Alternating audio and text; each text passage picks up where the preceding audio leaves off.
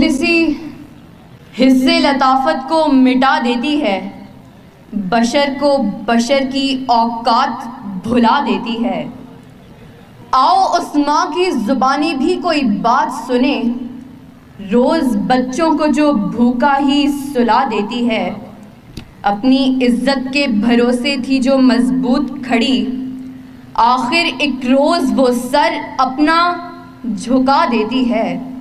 اس کے دامن پہ لگے داغ یہی کہتے ہیں، بھوک تہذیب کے آداب مٹا دیتی ہے۔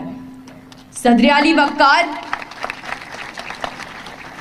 سردیوں کی ٹھٹھرتی ہوئی رات، منہ لپیٹے ایک مجبور ماں اپنے نومولود بچے کو ایدھی سینٹر کے باہر پڑے جھولے میں ڈال جاتی ہے۔ اس سے پوچھا گیا، کیا تجھے تیری مامتا ستائے گی نہیں؟ اس بچے کی سسکیاں تجھے رلائیں گی نہیں؟ اس کی چیخیں تیرے کانوں سے ٹکرائیں گی نہیں؟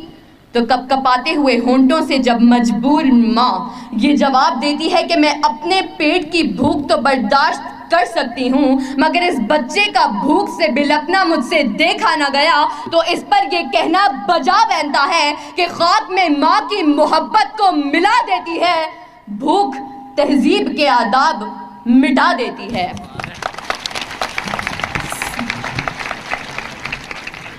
صدر علی وقار آج اس معزز اور باوقار ایوان میں قائد ایوان نے جو قرارداد پیش کی کہ ہم معاشی نہیں اخلاقی بدحالی کا شکار ہیں، میں اس کی بھرپور مخالفت کرتی ہوں، کیونکہ جس اخلاقی بدحالی کا رونا وہ رو کر گئے، وہ اخلاقیات تو خود معاشیات کی محتاج ہیں۔ قریب ہے کہ مفلسی تمہیں کفر تک لے جائے، اخلاقیات معاشیات کی محتاج ہیں۔ آئیے دلائل سے بات کرتے ہیں۔ روٹی کے چند ٹکڑوں اور قابل گزارا دودھ کی قلت سے تھر پارکر میں دم توڑنے والے مجبور بچوں کا اصل مسئلہ اخلاقیات نہیں معاشیات ہے۔ اسی شہر لاہور میں غربت سے تنگ آ کر بشرا نامی خاتون اپنے 2 معصوم بچوں کے ساتھ چلتی ہوئی ٹرین سے ٹکرا جائے تو اس کا اصل مسئلہ اخلاقیات نہیں معاشیات ہے۔ زرد چہرہ، آنکھیں اندر کو دھسی ہوئیں اور بڑھاپے کی وجہ سے پورے جسم پر جھریاں لیے نشتر اسپتال ملتان کے باہر فقط 2 کلو آٹے کے عوض خون بیچنے والے بوڑھے کا اصل مسئلہ اخلاقیات نہیں معاشیات ہے۔ چہرہ بتا رہا تھا کہ مارا ہے بھوک نے، اور لوگ کہہ رہے تھے کہ کچھ کھا کے مر گیا۔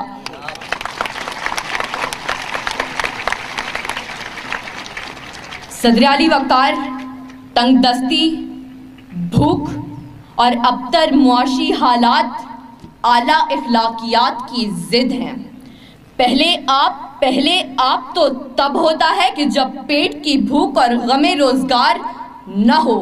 2 جمع 2 4 روٹیوں کی بجائے 2 جمع 2 4 تو تب ہوتے ہیں کہ جب پیٹ کی بھوک اور غم روزگار نہ ہو۔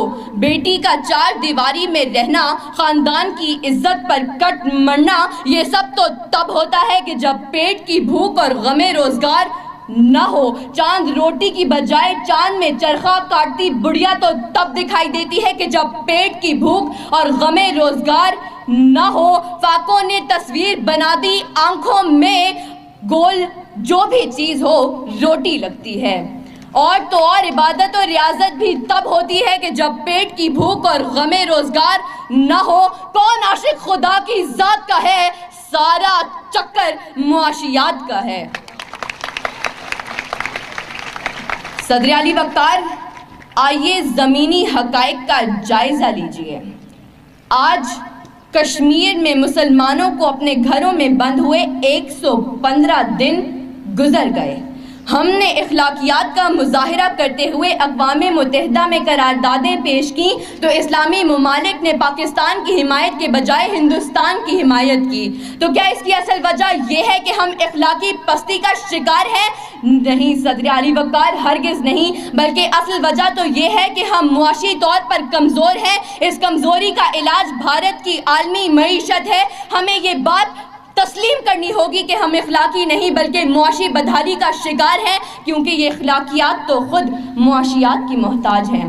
سعدیہ علی وقار، میرے ان تمام دلائل کے باوجود اگر اب بھی کوئی یہ یقین رکھتا ہے اور بازد ہے کہ ہم معاشی نہیں بلکہ اخلاقی بدحالی کا شکار ہیں، تو اس سے بس ایک ہی سوال کرتے ہوئے میں اجازت چاہوں گی کہ وہ جس کا ایک ہی بچہ ہو بھوکا 8 پہروں سے، بتاؤ اہل دانش تم وہ گندم لے کہ تختی لے۔ شکریہ۔